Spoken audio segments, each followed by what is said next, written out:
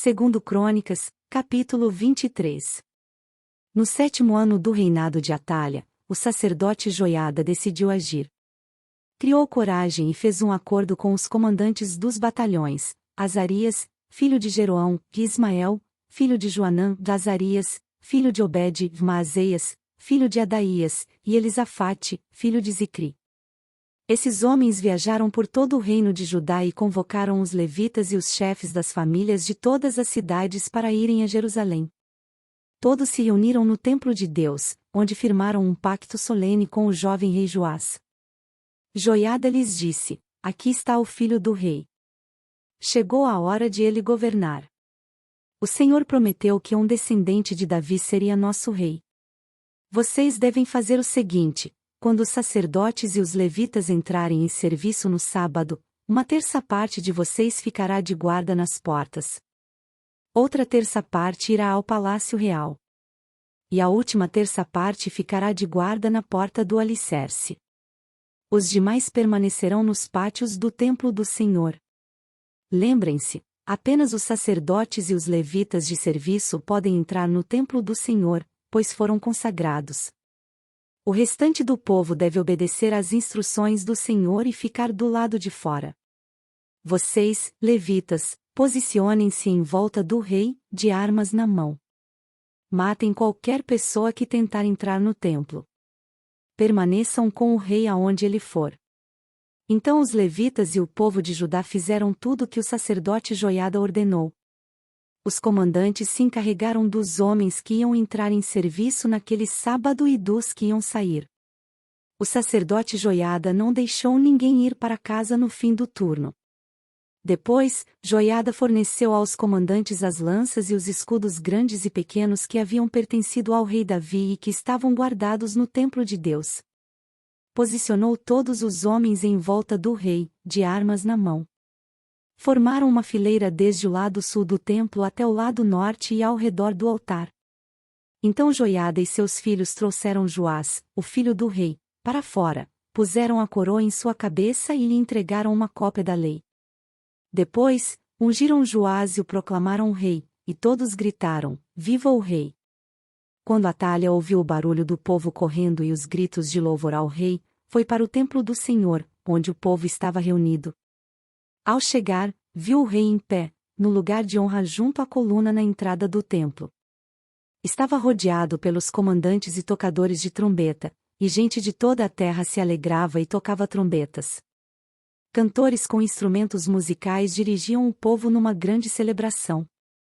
Quando Atalha viu tudo isso, rasgou suas roupas e gritou: Traição!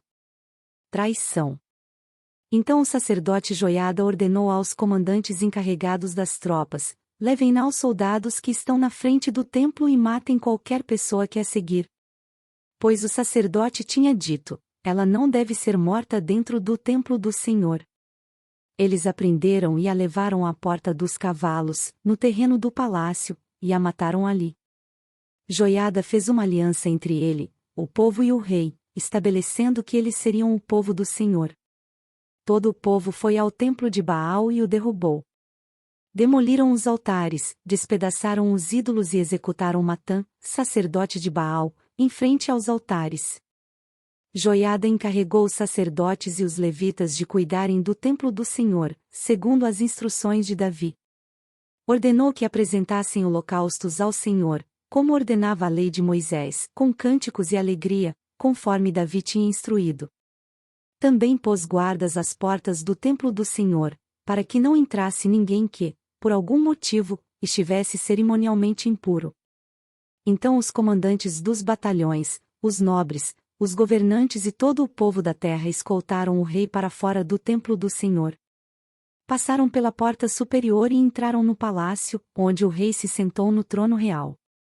Todo o povo do reino se alegrou e a cidade ficou em paz, pois Atalha tinha sido morta. Segundo Crônicas, capítulo 24. Joás tinha 7 anos quando começou a reinar, e reinou em Jerusalém por 40 anos. Sua mãe se chamava Zíbia e era de Berseba. Joás fez o que era certo aos olhos do Senhor enquanto o sacerdote Joiada estava vivo. Joiada escolheu 2 esposas para Joás, e ele teve filhos e filhas. Algum tempo depois, Joás resolveu fazer reparos no templo do Senhor. Reuniu os sacerdotes e os levitas e lhes deu as seguintes instruções: vão a todas as cidades de Judá e recolham o imposto anual para fazer os reparos no templo do Senhor. Façam isso logo. Os levitas, porém, não se apressaram. Então o rei mandou chamar o sumo sacerdote Joiada e lhe perguntou: por que você não exigiu que os levitas saíssem e recolhessem os impostos que as cidades de Judá e a cidade de Jerusalém devem pagar para o templo? Moisés, servo do Senhor, estabeleceu que a comunidade de Israel pagasse esse imposto para a manutenção do tabernáculo da aliança. Ao longo dos anos, os seguidores da perversa Atalha haviam arrombado o templo de Deus e usado os objetos sagrados do templo do Senhor para adorar as imagens de Baal. Por isso, o rei ordenou que fizessem uma caixa grande e a colocassem do lado de fora da porta do templo do Senhor.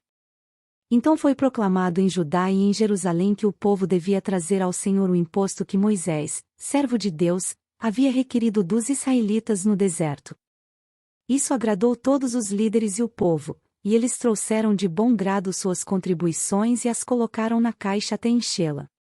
Sempre que a caixa ficava cheia, os levitas a levavam aos oficiais do rei.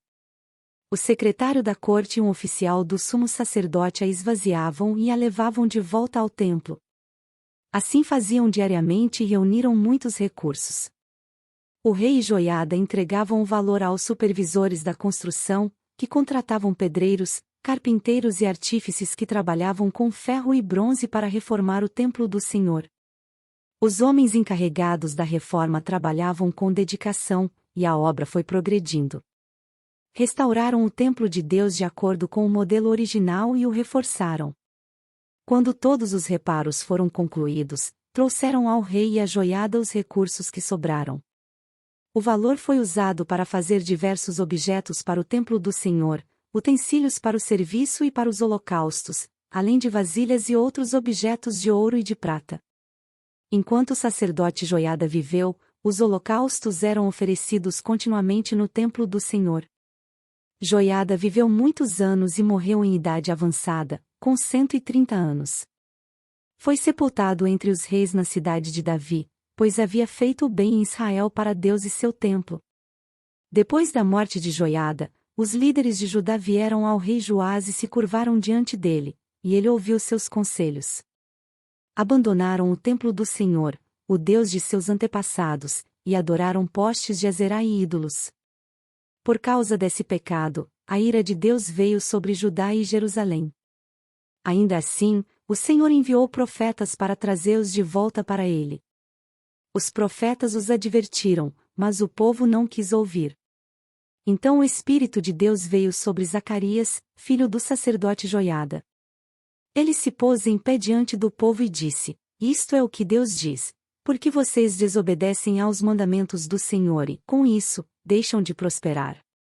Visto que abandonaram o Senhor, agora ele os abandonou. Então os líderes conspiraram contra Zacarias, e o rei ordenou que ele fosse morto por apedrejamento no pátio do templo do Senhor. O rei Joás não levou em conta a lealdade que Joiada, pai de Zacarias, lhe havia demonstrado, e matou seu filho. As últimas palavras de Zacarias antes de morrer foram: que o Senhor veja o que estão fazendo e vingue a minha morte. Na virada do ano, o exército sírio marchou contra Joás. Invadiram Judá e Jerusalém e mataram todos os líderes do povo. Enviaram para seu rei em Damasco tudo o que haviam saqueado. Embora os sírios tivessem atacado com apenas um exército pequeno, o Senhor entregou em suas mãos o exército muito maior de Judá. O povo de Judá havia abandonado o Senhor, o Deus de seus antepassados, por isso o juízo foi executado contra Joás. Os sírios se retiraram e deixaram Joás gravemente ferido. Seus próprios oficiais conspiraram contra ele porque havia assassinado o filho do sacerdote Joiada e o mataram em sua cama. Ele foi sepultado na cidade de Davi, mas não no cemitério dos reis. Os assassinos foram Josacar, filho de uma amonita chamada Simeate, e Jeozabade, filho de uma moabita chamada Somer. O relato sobre os filhos de Joás, As muitas profecias a respeito dele e o registro da reforma do Templo de Deus estão registrados no comentário sobre o Livro dos Reis. Seu filho Amazias foi seu sucessor.